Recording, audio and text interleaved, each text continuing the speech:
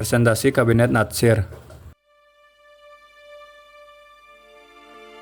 Peta konsep 1. Analisis kondisi politik pada masa demokrasi parlementer 1950 sampai dengan 1959 berdasarkan Kabinet Natsir.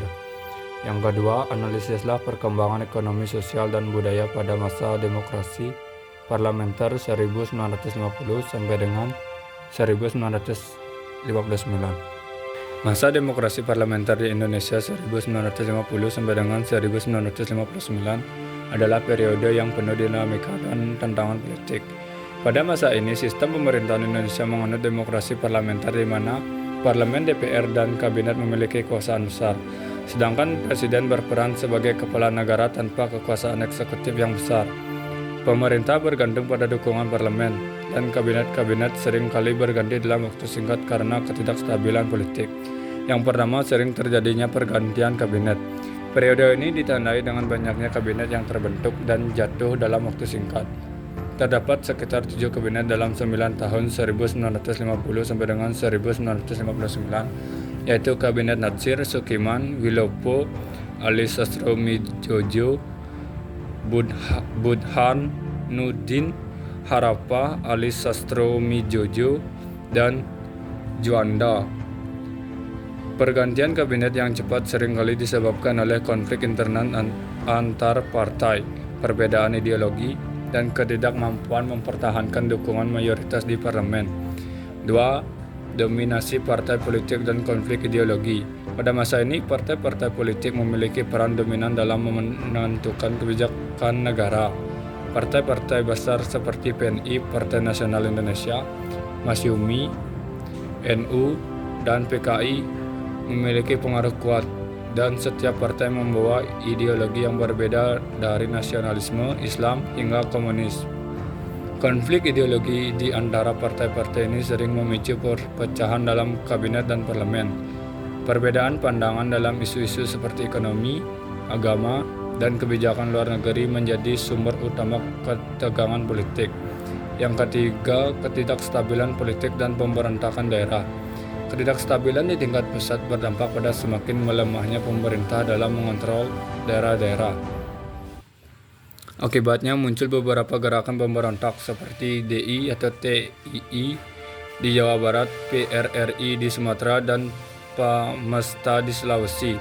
Konflik antara pusat dan daerah ini dipicu oleh ketidakpuasan terhadap kebijakan pusat yang dianggap kurang adil atau terlalu tersentralisasi.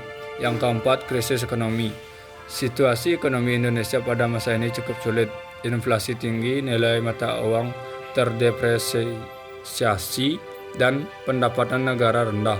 Kabinet-kabinet yang berkuasa berkesulitan dalam menstabilkan ekonomi karena seringkali tidak memiliki waktu yang cukup lama untuk menerapkan kebijakan ekonomi jangka panjang.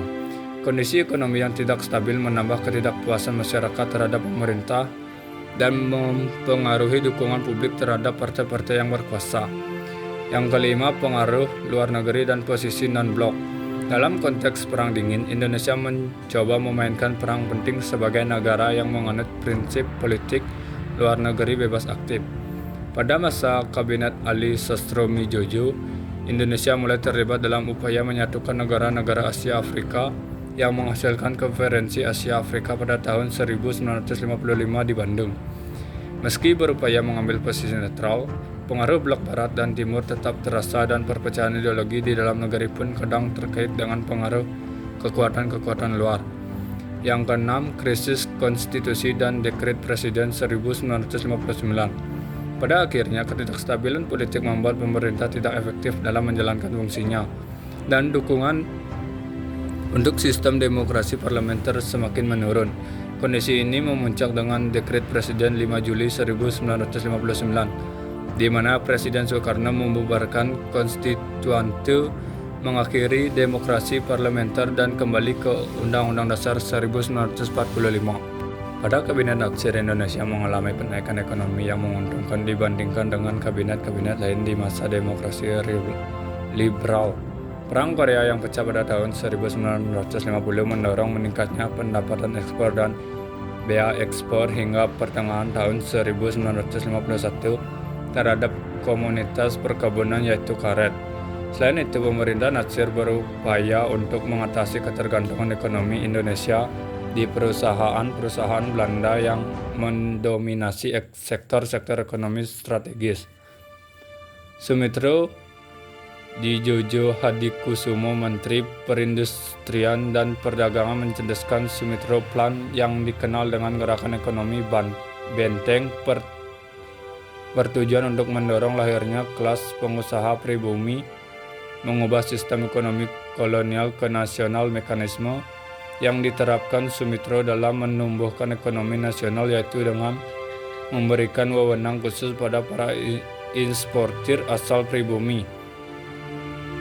Wewenang yang diberikan berupa pemberian khusus mata uang asing yang murah di mana barang dibeli oleh importir pribumi harganya disubsidi oleh pemerintah. Selain pemberian wewenang khusus, importir pribumi mendapatkan hak spesial berupa bantuan kredit modal dari pemerintah.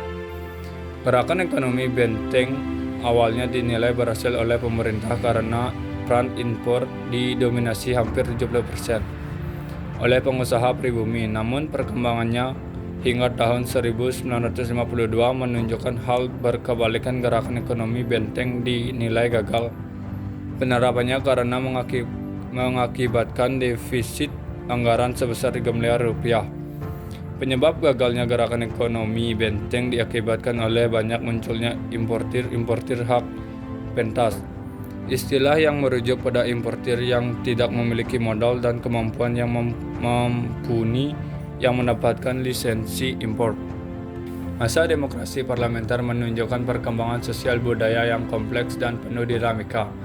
Periode ini memperlihatkan interaksi antara semangat nasionalisme dan pengaruh global yang membentuk karakter budaya Indonesia. Namun, ketidakstabilan politik dan sosial juga mempengaruhi kehidupan masyarakat secara negatif.